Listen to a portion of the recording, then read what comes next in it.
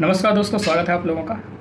Donald Trump ने भारत पर 25% tariff लगा दिया है और 25% अतिरिक्त जो शुल्क होता है, एक्स्ट्रा होता है, वो लगा दिया। तो कुल मिलाकर के 50% तो लगा दिया। ओके। जब पत्रकारों ने उनसे पूछा कि आपने भारत पे ही क्यों लगाया, चाइना पे क्यों नहीं लगाया और देश से उन पर कम लगाया है, तो कह रहा है कि भारत रूस से तेल आयात कर रहा है, मेरी बात मान नहीं रहा है। और दूसरा आर्गूमेंट दिया कि भारत अपने डेयरी इंडस्ट्री और जो फार्मिंग सेक्टर है हमारे लिए खोल नहीं रहा है। हमारे किसानों का जो भी उत्पादन होता है वहाँ पे हम निर्यात नहीं कर पा रहे हैं। और रूस का जो यूक्रेन का संघर्ष चल रहा है हम उनको सॉल्व करना चाह रहे हैं। ये भारत ही दुष्ट है, उसके साथ व्यापार करता है, मतलब ये शब्द हैं। जब उन्होंने ये लगा दिया तो अभी बैठक हो रही थी MS स्वामीनाथन को ध्यान में रखते हुए। एग्रीकल्चर का एक इवेंट हो रहा था, वहाँ पे प्रधानमंत्री हमारे मोदी जी बैठे थे।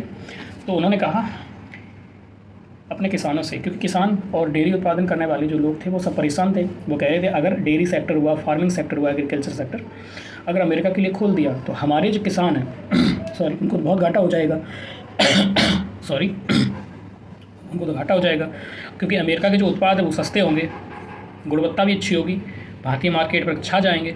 हमारे जो किसान हैं जो कि ऑलरेडी फांसी लगा रहे मर रहे हैं, उनकी संख्या में और इजाफा हो जाएगा। तो प्रधानमंत्री मोदी ने कहा देखिए मेरे जीते जी ऐसा कुछ नहीं होगा। और सीधा एक महावाक्य बोला उन्होंने, आई एम रेडी टू पे हैवी प्राइस। मैं एक भारी कीमत चुकाने को तैयार हूँ, लेकिन अपने किसानों के साथ कुछ भी अन्याय नहीं होने दूंगा। मैं अमेरिका के लिए अपना डेयरी सेक्टर, अपना कृषि सेक्टर नहीं खोलूँगा। सीधा उन्होंने इनकार कर दिया है। अपने स्टेटमेंट में उन्होंने ये भी कहा, क्या क्या कहा, उन्होंने कहा कि non negotiable protection of farmers interest. उन्होंने कहा कि अमेरिका जो डेयरी सेक्टर अपना हमारे यहाँ लाना चाहता है, हम उसकी वस्तुओं के लिए कोई सेक्टर खोलेंगे नहीं, पहली बात।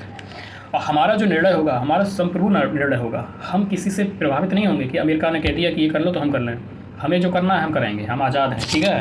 पर्सनल पॉलिटिकल स्टेक्स, हो सकता है कि आने वाला चुनाव है तो उसमें इन सब कामों से हमें नुकसान भी उठाना पड़े, तो मैं ये नुकसान उठाने को तैयार हूँ चुनाव में, लेकिन मैं किसानों के हितों के साथ कोई समझौता करने को तैयार नहीं हूँ। अच्छा, अमेरिका की बात करें तो अमेरिका क्या चाह रहा है? अमेरिका चाह रहा है इसकी जो डेयरी इंडस्ट्री है, जब मिल्क पाउडर हुआ, चीज़ हुआ, पोर्क हुआ, कॉर्न हुआ, एलमंड हुआ, इथेनॉल हुआ, इन सबको हम आज़ादी दे दें, टैरिफ मुक्त कर दें, वो हमारे देश में ले आए, इनको बेचें। यानी कि जो हमारे tariff barriers, non tariff barriers हैं उनको रिमूव कर दें, वो चाह रहा है, ऐसा चाह रहा है अमेरिका। लेकिन इससे क्या होगा, किसानों की जीविका प्रभावित हो जाएगी, हमारे डेयरी इंडस्ट्री ख़राब हो जाएगा और हमारा जो डेयरी मार्केट है उसके किसानों को लगभग 1 लाख करोड़ रुपए का हर साल घाटा होगा। तो देखिए, कृषि हमारे यहाँ एक जीवन यापन का साधन है। अगर हम ये काम अगर अनुमति दे देते हैं अमेरिका को तो बहुत नुकसान उठाना पड़ेगा, क्योंकि अभी भी हमारी आबादी, बहुत ज़्यादा आबादी, करीब 50% कृषि सेक्टर पे निर्भर है अपनी जीविका के लिए। 50% टैरिफ लगा दिया है। जब फिर पत्रकारों ने पूछा कि आप भारत के ही साथ ऐसा क्यों कर रहे हैं, तो उसने कहा कि अभी तो ये ट्रेलर है, पिक्चर भी बाकी है, अभी तो 8 घंटे हुए, बहुत कुछ करने वाले हैं।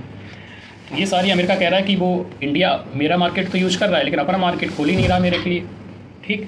साथ ही साथ में दो मेनली स्टेक की बात की जाए तो 2 ही इंटरेस्ट हैं अमेरिका के। पहला कह रहा है कि अमेरिका जो भारत है रूस से तेल खरीदना बंद करे, पहला।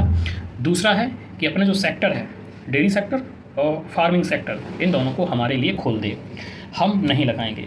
देखते हैं फिर क्या होते हैं। आप लोगों का मानना क्या है कि हमारे जिस समय अब देख रहे हैं कि चीन पाकिस्तान हमारे दुश्मन है, हम उसको प्रतिसंतुलित करने में अमेरिका का सहयोग लेते हैं, क्वेड के द्वारा, I2U2 के द्वारा, इंडो पैसिफिक के द्वारा, है ना।